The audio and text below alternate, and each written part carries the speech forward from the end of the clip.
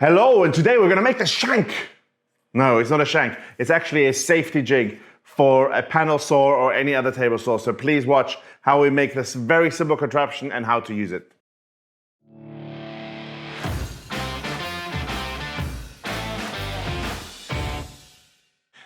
So this project is something that I actually got out of a book about panel saws. It's a very popular type of saw here in Europe, especially in Germany and in Austria and that. And there's a few things that are slightly different to a table saw, but one of these projects in this book to help you do a lot of repeated cuts of small little pieces of wood, actually made a lot of sense for any type of table saw. That's why I thought I'd make a video about it. It is not the planned project that I was going to release this week. I was going to release a shadow box for hanging up a t-shirt, which will come in the future. Sadly, I had a mishap with one of my router pieces. It snapped off. Frankly, I was using the wrong router piece. You'll see it in that video. But anyway, for this piece, we just need some form of hardwood. They recommend oak or something similar. I have this Especiall that I'm going to just use because I love the smell of it. It looks great, and it just needs to be any form of hardwood, and this is pretty hard. And yeah, let's get cracking. Let's cut this down, and I'll show you. It's going to be a super quick project.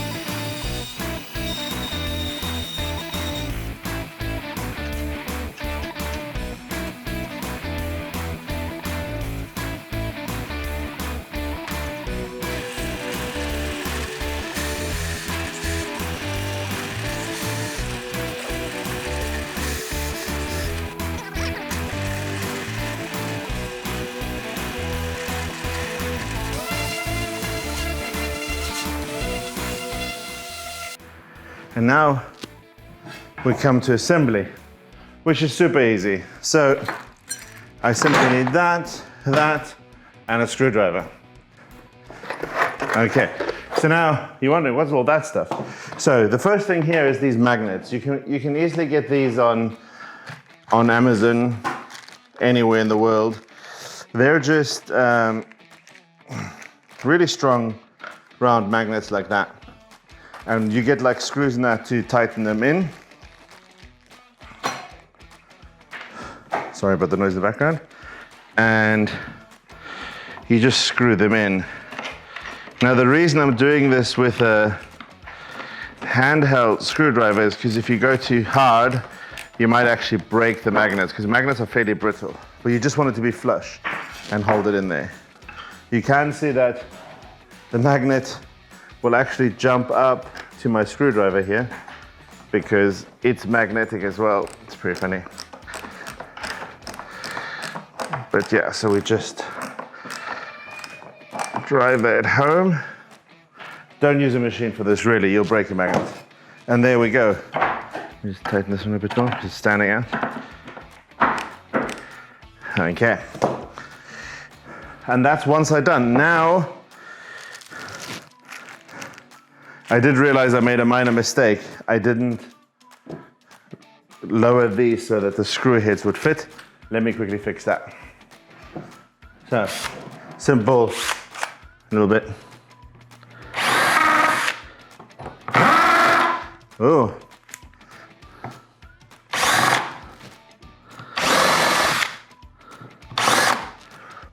Okay. And now, the next step is you just buy some handle. This was the cheapest I could find on Amazon. Oh, needs to be a bit deeper.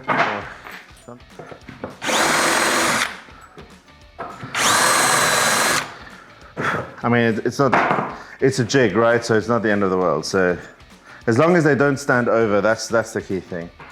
Perfect. And then we just literally screw on this handle, which sounds easier than it is. There you go. Sometimes I wish I had more than just two hands.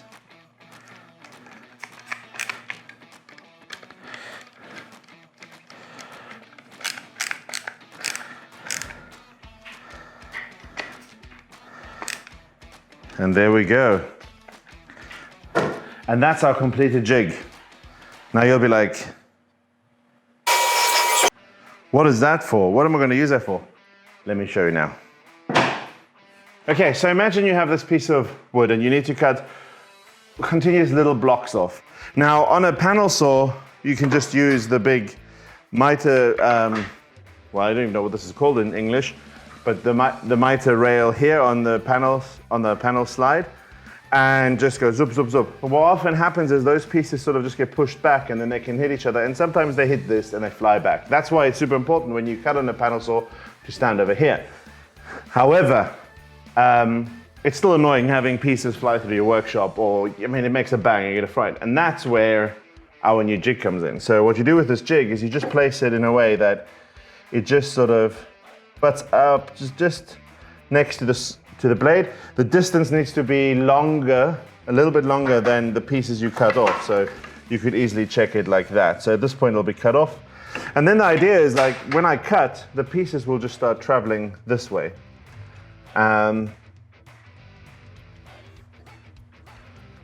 Yeah, let's have a test. I just wanted to comment at this point. I know that this footage is questionable, particularly as I have certain sweat patches on my shirt. And to be honest, I was nearly tempted not to release this video because I felt it was a little bit embarrassing. However, I work in Spain and it's hot, it's the middle of summer, and no matter what I do, you know, I can't stop it. So please forgive me, look past that, and please look at the video from its educational standpoint. Thanks.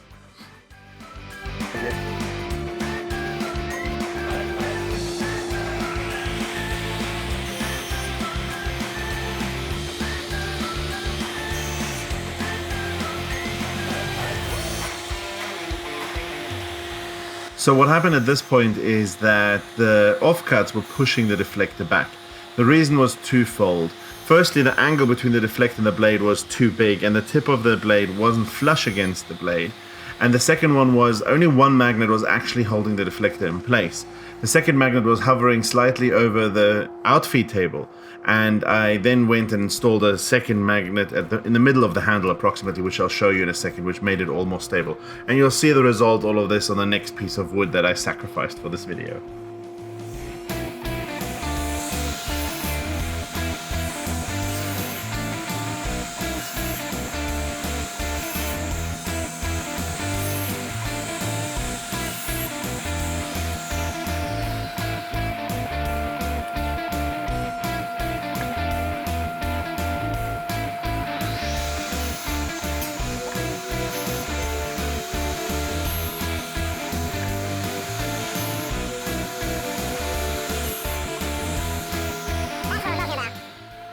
And now we have all these pieces here.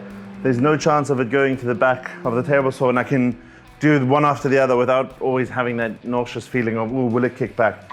And you know, it's just such a simple thing. I won't lie, I did add another magnet, seeing as this is supposed to be a learning channel after all.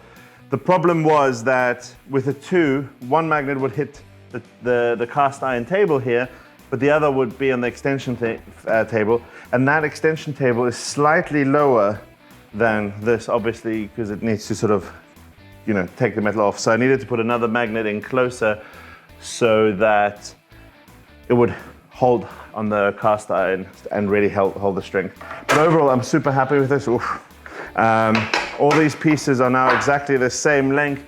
I didn't have them flying through the room, and you know, it's not bad. Let's wrap up. So I know this is not always useful for every kind of table saw. Well, I mean, I guess it's always useful, particularly if you don't have a table saw sled. I mean, if you build a table saw sled, you most probably will use this less, and I do recommend that everyone build one. I think they're super useful, particularly if you have a a normal table saw opposed to a panel saw like I have. But this is really handy for me because I spend a lot of effort getting everything measurement-wise and configuration-wise 100% on this saw, and I have that big sled and that supporting sled with a mitre gauge built onto it, and that's super accurate. So being able to do repeated cuts using that is super handy. And this just gives me that little bit added safety. You know, I still have to be careful and all that, but it's happened a few times where you cut, and then for whatever reason a piece moves or vibrations and it hits that back saw and it flies out. And panel saws are super safe because you're standing next to the saw opposed to behind it, but it's still not nice, right? It can still bounce off shit, plus it can still break stuff. And this super simple thing, I mean, this took me less than an hour to make, and that prevents that. So yeah, I hope you like it. You can build this for any table saw. I'll try and do rough plans for this because it's super simple. But yeah, please, if you like this and contents like this, I know it's a bit of a different thing. It was an emergency project and it's a jig, and I know, at least from previous viewings, jigs aren't that popular on my channel. Not that many of my videos are very popular, but you know. But hopefully you find this super useful. If you do, or if you don't, whatever, you know, thumbs up, thumbs down, subscribe, like, hit the bell. It really, really helps. And I'll catch you later.